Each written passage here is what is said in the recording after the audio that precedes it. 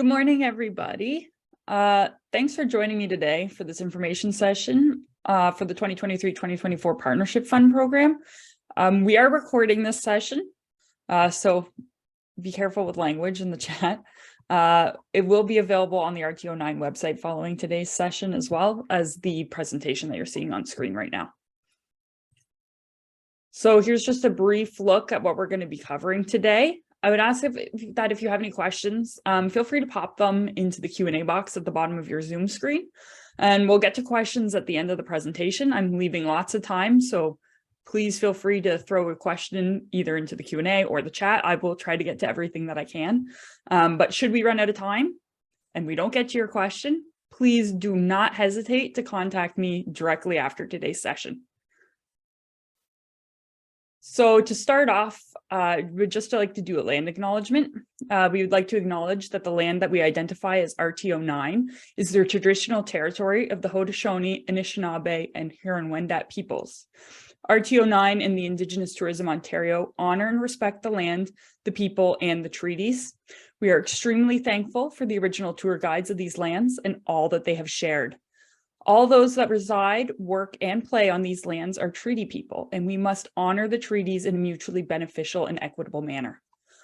With 1 in 5 Indigenous people in Canada living in Ontario, we believe that working together in a mutually beneficial manner will help all Ontarians prosper through the joint development of the tourism industry.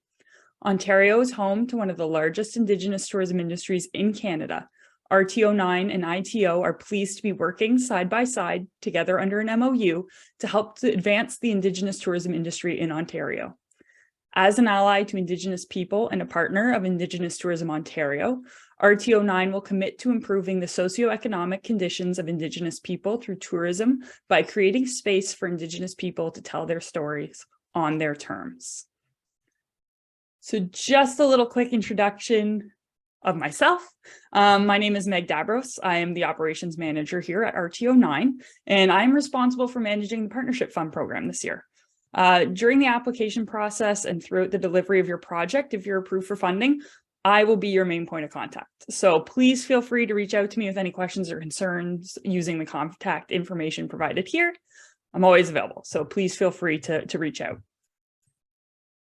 So we're just going to jump into this, an overview. What is the Partnership Fund Program? So the Partnership Fund Program is an initiative designed to build on existing tourism products and aid in the creation of new ones to enhance the diversity of offerings throughout the region, ideally resulting in extended visitation within Southeastern Ontario. The estimated allocation from the Ministry of Tourism, Culture and Sport, or MTCS, which you'll see the acronym for here, it's approximately $219,000. So here are some of the main objectives of both the ministry and RTO9 through offering this Partnership Fund Program. We want to enhance tourism across the province, especially overnight stays, support the RTO as a leader in regional tourism, but also as a resource for operators within the region.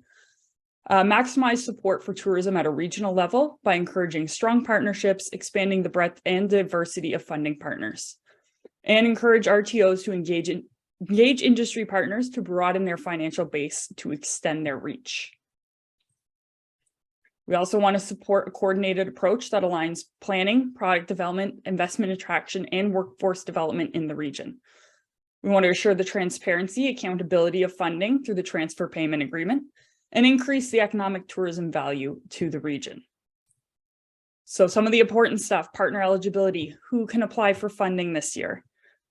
So eligible businesses include for-profit and not-for-profit tourism businesses who are either incorporated or have an active CRA business number.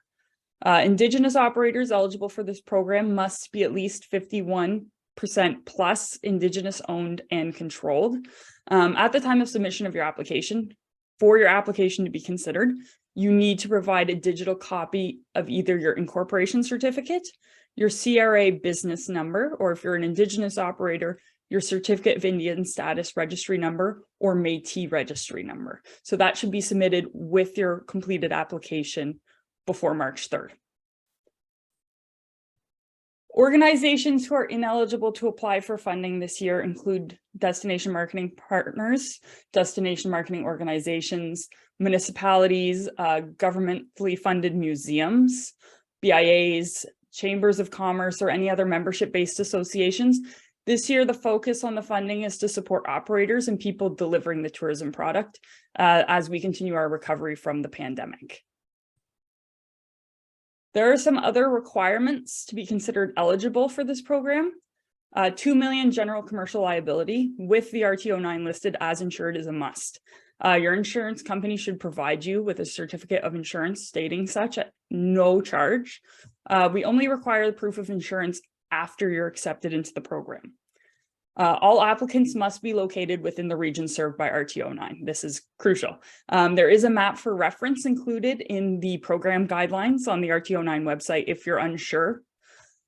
New this year, we also require communications with your local DMO or DMP prior to applying for the program. Your DMO or DMP should provide you with a letter of confirmation or a letter of support to identify to the assessment team that you've shared your application with them. Now, you don't have to share your actual written application.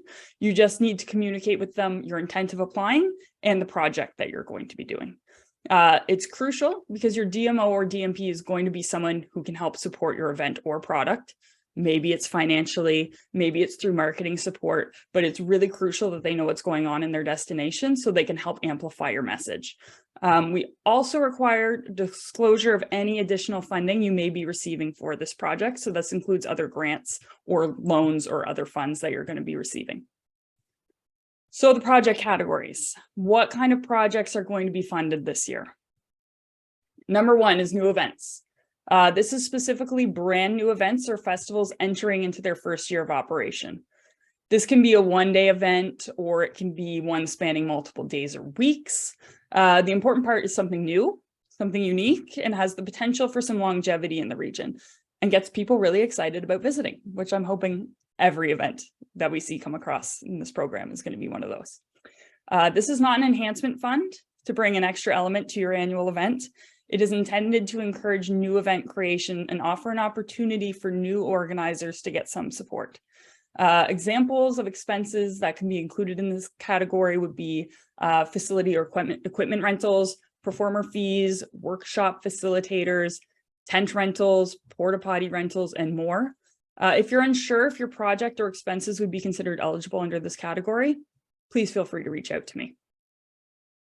We also have development of Indigenous tourism products. So this category is intended to help support Indigenous tourism operators get established in Southeastern Ontario and encourage partnerships between Indigenous and non-Indigenous operators. Indigenous operators, as I mentioned, must be 51% plus Indigenous owned and controlled to receive funding. Or if you're a non-Indigenous operator and you're looking to contract an Indigenous supplier to provide an experience, your supplier must be 51% plus Indigenous owned and controlled. For example, let's say you're looking to offer an Indigenous culinary experience at your bed and breakfast. You must contract an Indigenous chef to carry out the experience.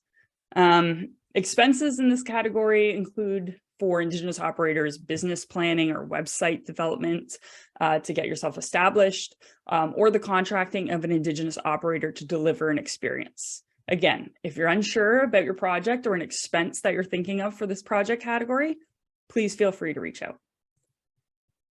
Development of guided experiences or trails. So projects in this category include creating a curated itinerary with partners for a taste trail or an art trail. It also includes making a physical trail system more welcoming to visitors with directional signage or maybe an audio tour, or maybe you just want to start offering a guided foraging experience on your farm. There are so many creative ways to work with personalized guided experiences, and it really helps build partnerships with your local community and other tourism operators. If you're unsure if your project would fit in this category, please feel free to reach out.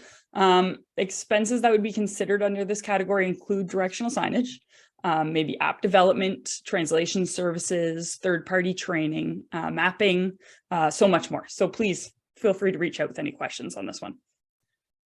So conditions of funding. What are the ministry guidelines for project funding? So the ministry's definition of a partner in the context of the partnership funding model is a partnership is defined as the agreement of the RTO to work with one or more entities on a specific project in support of the RTO's business plan. So the RTO is the project lead, and the partner contributions flow into the RTO. They do not flow through the partners. So for clarity, this means that the RTO9 holds the funds for the project and pays the invoices from suppliers for the project. The RTO does not send funds to partners. Projects may receive up to 50% of funding for their eligible project. However, it's very important to note that it's not a grant program. It's a partnership fund program. So it requires a 50-50 funding split with the applicant. So for example, if you have a $10,000 project, your organization would contribute $5,000 and the RTO9 would contribute the other $5,000. It's also very important to note that this funding is inclusive of HST. So when you're budgeting out your project and your application, be sure to account for HST on invoices. So the ministry sets guidelines for the use of funds. So I'm just going to run through some ineligible expenses for this funding. Ineligible expenses would include grants or flow through to other organizations. So if you got a grant and it requires you pay $5,000 for their grant, you can't use your RTO9 partnership funding for that. Charitable fundraising, advocacy, donations to political parties or groups, capital costs associated with permanent infrastructure. The exception to this would be wayfinding signage. Competition prizes, prize money, or funds paid out to competition participants. Any previously incurred expenses. So if you paid for something, let's say signage, you paid for it prior to your project being approved or in March 20th of 2023, we cannot cover those expenses. The refundable portion of HST and other refundable expenses are ineligible. Expenses that do not directly relate to the delivery of the project. In-kind donations, funds for operational funding. This includes salaries or wages of students or staff members, insurance, alcohol, food, or swag items. This one's extra important to note if you're planning on running an event. We cannot cover any food or alcohol expenses. It's also very important to note that based on the ministry guidelines, the RTO cannot reimburse a partner directly. This means you cannot run an expense through your personal or company credit card and get reimbursed for the expense.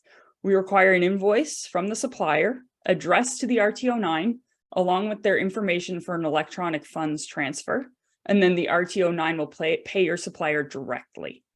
We also require any partners who entered into a contract with the RTO9 to pay their 50% contribution within 30 days of signing the contract, or the RTO9 reserves the right to reallocate funds to another project. Payment must be made to the RTO9 electronically. We do not accept cash or checks. You can pay your 50% contribution via EFT between your bank account and ours, or you can send an e-transfer using bruddock@region9tourism.ca. However, if you're choosing the e-transfer, we just ask that you include your project name and your invoice number in the notes section of your transfer so we know where the money's coming from. So upon entering into a contract with the RTO9, all recipients are required to acknowledge the support received through the use of the Ontario Yours to Discover logo on all consumer-related materials, the Ontario Trillium logo on all industry-related materials. The RTO9 reserves the right to approve all logo placement prior to public release or production. And any public announcements or media releases require some pre-approval from the RTO9 before you release them. All of these assets will be provided to you in your project Basecamp after you've been approved for funding. So once you've been approved for funding, these are some very important next steps regarding documentation. So we do require to sign contract and supporting payment within 30 days of receipt of the contract. You must attend mandatory Basecamp training for your project. Basecamp is the CRM we use to manage all aspects of the project. You must notify the RTO9 within 30 days after your project closes if all the funding will or will not be used. All invoices and supporting documents, so WSIB insurance, they must be uploaded to the Partners Basecamp folder, which we will provide to you. We absolutely required the signed contract, your 50% contribution, proof of WSIB, or a clearance letter from them if you're not required to have it, and your certificate of insurance listing the RTO9 as additionally insured prior to paying any invoices for your project. So it's very important that you get these things done as soon as possible to avoid any delay in payment to your suppliers and to ensure that your project can begin on time. So because the ministry is funding the program, RTO9 is expected to meet their requirements for RFPs depending on the nature of the expense. So for example, any expense under $5,000, you must indicate that a search for the best value of dollar was completed, which everyone wants the best value for their dollar anyway. Anything over $5,000 requires an RFP process to take place, which we recommend that minimum is a window of 10 to 14 days for qualified quotes to be submitted. And then you must provide at least 3 written quotes for the expense. The partner, which would be you, will permit the RTO9 if required to audit or verify the information submitted at the discretion of the province. So project reports, what is required after a project is underway? So applicants, once approved for funding, are required to submit written ministry reports, so mid-year or final reports where applicable, to reconcile the use of the funds and provide insight into the project. So these reports can include the description of activities linked to the project as outlined in your application, digital copies of marketing materials and links to social media, proof of acknowledgement of the RTO9/MTCS funding support, explanation of any variance between your application and the report. So let's say your application said you were going to do one aspect, and let's say we had to make some adjustments to that in order to fit your timeline. Budget forecasting for any remaining expenses between December 1st, 2023 and February 15th, 2024. So if your project ends before December 1st, 2023, that won't be required. So project evaluation criteria, what is expected of applications to the program? So these requirements are mandatory for all projects entering into an agreement with the RTO9 for this program. So partner has to agree to compliance with the RTO9 procurement policy. Partner agrees to incorporate the provided Ontario logos in the project where applicable and compliance with acknowledgements. The proposal is consistent with the RTO9's business and operational plan. Compliance with program accounting, submittal of invoices for payment, documentation, and reporting procedures, and a maximum of 1 application per intake period per business. So when submitting your application, priority will be given to those that are submitted from private sector businesses. Promote overnight visitation, increasing the length of stay. Include 2 or more partners that are financially committed to the project, in addition to the RTO9. And have clearly defined and measurable goals, SMART goals, which you'll see on the application when you go to apply. So process and next steps. So what's next? I know it's a lot of information. So the first intake period, which is opened on February 13th, this past Monday. This is for projects taking place between April 1st and September 4th, 2023. A second application will be opening in July for projects taking place between September 5th to February 15th, 2024.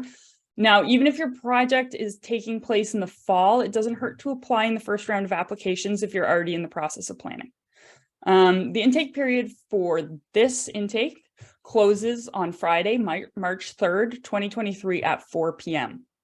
No applications will be accepted after this deadline. Applications and full guidelines will be available on the RTO9 website. I strongly encourage you to read all the guidelines and important information documents prior to applying, just to make sure that it's a fit and that you don't waste your time applying if you're ineligible.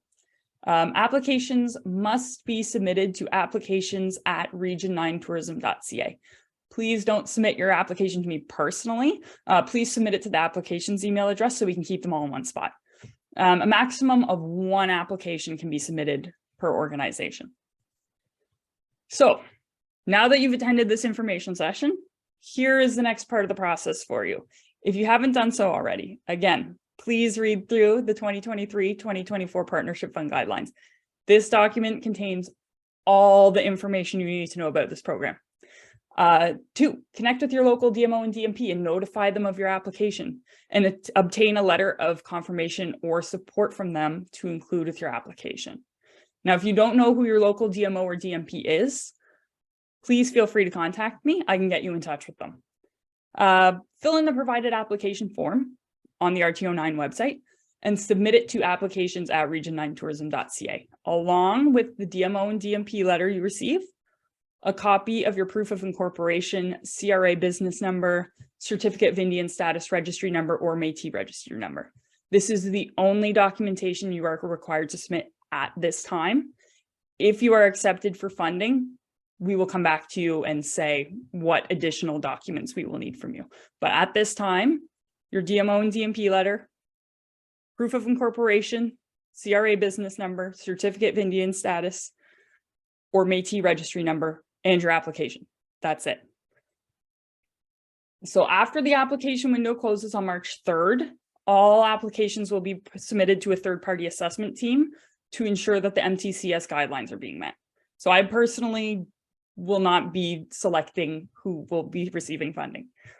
All applicants will be contacted via email regarding the status of their application, whether you've been approved or denied, within 25 days of submission of your application. Please do not contact us during this time, just requesting an update. I promise we will let you know as soon as possible, as soon as we know. All funding is subject to transfer agreement with the ministry. So as soon as we know, you will know. Just some important reminders before we finish up and get to the question period. So all funding is subject to the RTO9 receiving our transfer agreement with the Ministry of Tourism, Culture and Sport, just as I mentioned.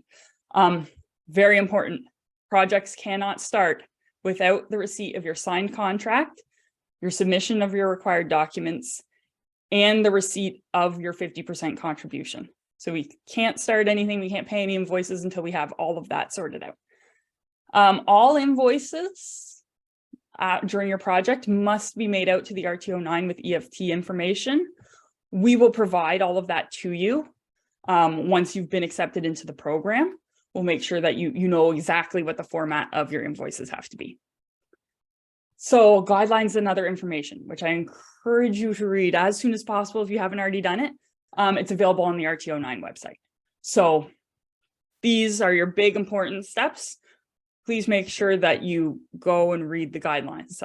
I will mention it a number of times. Read the guidelines, read the important information. If after reading those you have more questions, please feel free to use my contact information that was available on the beginning of this. I'm here to help. So please feel free to call, send an email, whatever. I'm around for this. So we'll move on to questions. Here's my contact information again. Feel free to write it down. If you need anything, please feel free to reach out. I'm happy to help in any way that I can. I see that there's already some questions here. I will try my best to get to everybody. Let's see. So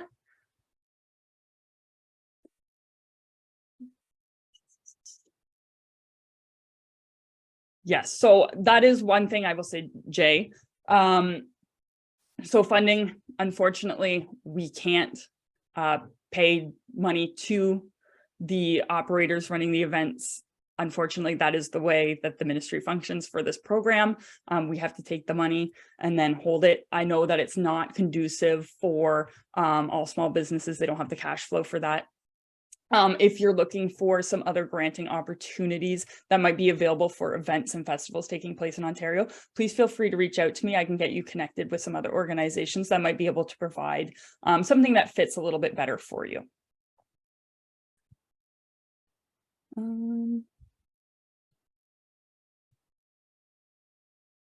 So can the applicants 50% come from other grant funding or partnering with local municipality? They can partner with the local municipality. That is one thing. So what we're doing is we're leaning on operators this year.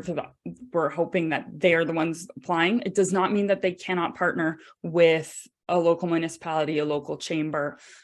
We encourage partnerships. That's all part of the funding process. We love to have the community support for projects. So that is potential. I know that a lot of municipalities had projects that they were hoping could get funded through this.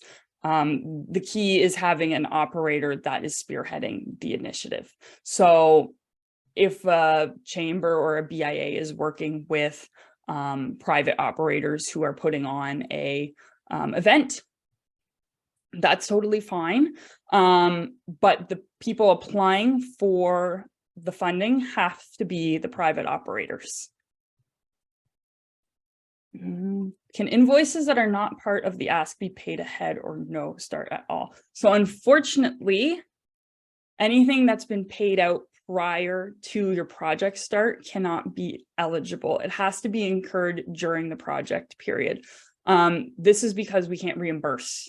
So the crucial part here is you have to have an invoice provided to us that we pay directly. So any costs that are incurred prior to your start date, we can't reimburse for because we're not able to pay partners directly. Will letters of intent or purchase agreements and contracts be acceptable?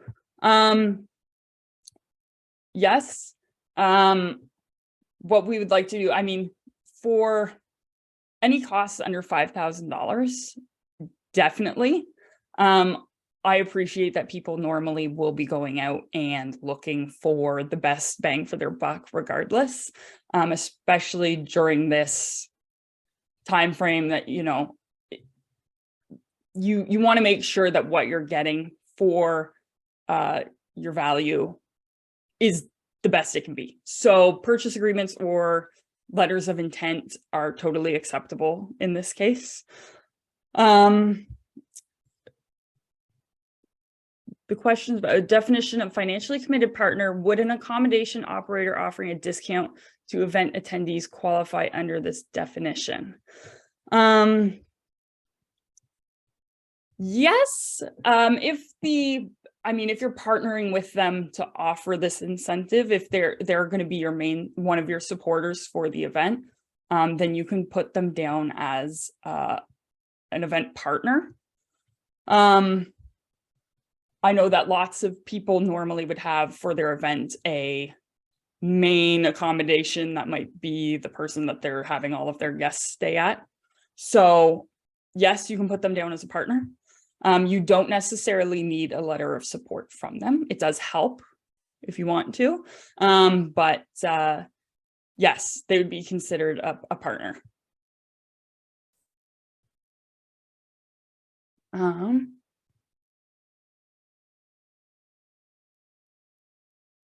So BIAs being eligible for funding. I know that this was one that I know lots of BIAs and chambers of commerce are looking for support.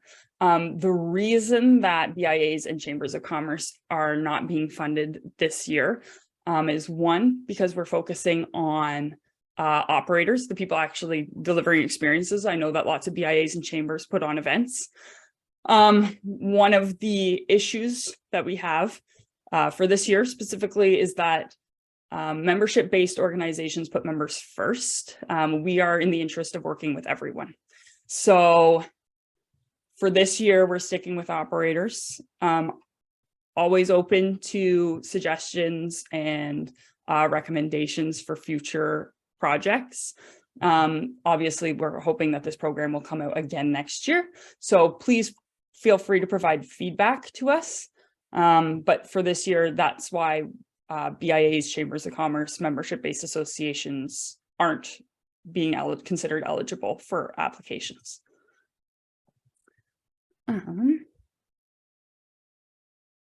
So a new business 6 month in operation, can they be considered an applicant to host an event? Yes, as long as you have a CRA business number or incorporation documents. So you need one of those two things to be considered an eligible applicant. And you also, again, need the 2 million commercial liability insurance, WSIB, or proof that you don't need WSIB. But yes, even if you're in your first 6 months of operation, you are eligible as an applicant. So if you're putting on an event and you need to go to the hardware store to pick up a bunch of things like tape, zip ties, etc.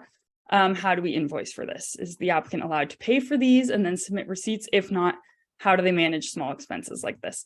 So one thing, so we can't reimburse an applicant. So anytime if they needed to run to the store, get tape, zip ties, or anything small hardware, unfortunately, we can't reimburse a supplier. So even if they came to us with eligible project expenses on a credit card or debit card, because we would have to be submitting an EFT directly to the partner in this situation, we can't reimburse them.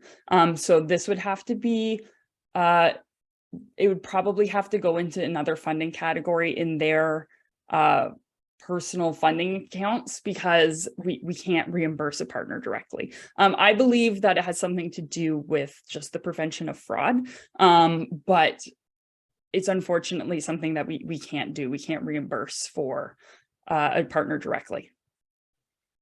So expanding our trails used by tourists in our municipality, donate $100,000 towards the cost of expanding our trails. If the cost is $15,000, can we use RTO 9 in this project, or no, because we received a $1,000 grant? Just because you're receiving a grant does not mean you're ineligible. All we ask is that you tell us the additional funding you may be receiving. It does not mean that you're ineligible to receive funding. It's just for us to know what other funding sources may be supporting the project. So even if you are getting $1,000 from your municipality, you are still eligible to apply. It doesn't change your eligibility. We just ask that you disclose that for our information, because it's ministry money and they request that information. So you're not ineligible. You just include it in as part of your budget line items. On the application, there is a section for additional funding you may be receiving. It doesn't affect your eligibility. You're able to receive funding from other sources. So what is the total amount of funding? And can you be approved for funding in both rounds of the applications? So the total amount of funding that you can apply for is $25,000. Now, that's 50-50. So minimum is 2,500. So what you do is you'd lay out your project costs, and then whatever the total project value is, we pay 50%. So up to $25,000. The RTO 9 will fund up to $25,000. So that is the cap for this year. The minimum that we kind of request is 2,500. Let's say I'm bringing an instructor on site to offer private classes. Would this work? And if so, how? So yes, if you're bringing an instructor or a speaker, that isn't considered an eligible expense. What I would normally suggest for them would be, because they would be invoicing for their time and their services. If they provide materials for the day of, they would include this on their invoice. So what would happen is that your instructor would submit an invoice for the total costs of them coming in to run the event. They would make that invoice out to the RTO 9, and then you would submit that invoice on their behalf to the base camp and the RTO 9, and we would pay them directly. So instructors, facilitators, performer fees, all of those things are considered eligible in this programming. I'm just going to double check to see if we missed anybody.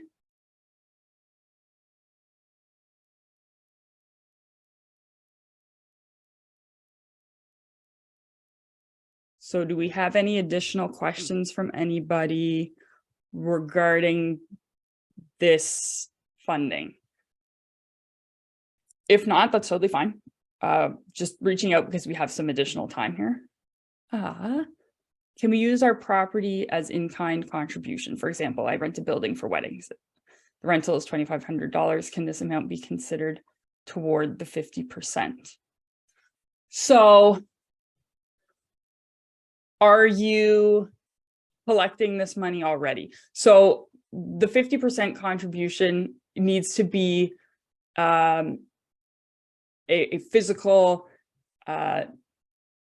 amount that's being sent to the RTO9. So it can't be an in-kind contribution. Some other, well, you might be able to list it as an in-kind contribution, but when you go to pay your 50%, it needs to be the 50% of the total project cost. So let's say you have a $10,000 project. You can put in your other funding sources. Let's say you have your $2,500 rental fee as another source. But when it comes to the total project cost, that $10,000, you need to be sending the $5,000, the 50%. If you're not eligible for funding, would you be able to receive marketing advice and help from the RTO9? Not only about the money, you need help marketing. Absolutely. Please feel free to reach out. I can connect you with our digital marketing specialist. Her name is Lindsay.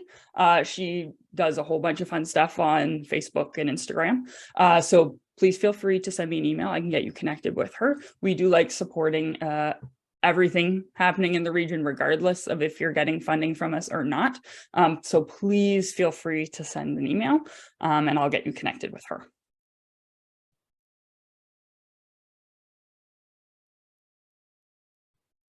So do I have any other questions from anybody in the audience? You can also, if you're not thinking of something right now, you're kind of thinking on it, you can also always send me an email or call me. I'm here to help. Will you consider more than one project for the same area? We'll be focusing on spreading it out, even if it's a weaker project. So we would definitely consider more than one project for the same area. So the RTO9 basically covers from around Belleville to Cornwall. That's our entire stretch. We won't just take, so let's say there's an applicant from Kingston. We won't just take one applicant from Kingston. We won't just consider only one. There's lots of destinations in the RTO9. We like to spread the love, but what we're going to focus on is projects that meet the criteria, will benefit the region as a whole, regardless of necessarily their location in the RTO9. So if there's 2 of you, 3 of you, 4 of you from Prince Edward County, they're all looking to apply, please still apply. Just because one person from Prince Edward County gets funding does not mean that you will not get funding. So we are not discriminatory based on destination, where you are. Please submit an application. Everyone's welcome. We're going to try to fund as many projects as we can. But yeah, if you feel like there's lots of people in your area applying, doesn't matter. We're going to try to make sure we make it to everyone regardless. And the assessment team, it's a third party, so they're going to be assessing all of the applications based on the criteria. So location's not as important as long as it's within the RTO9.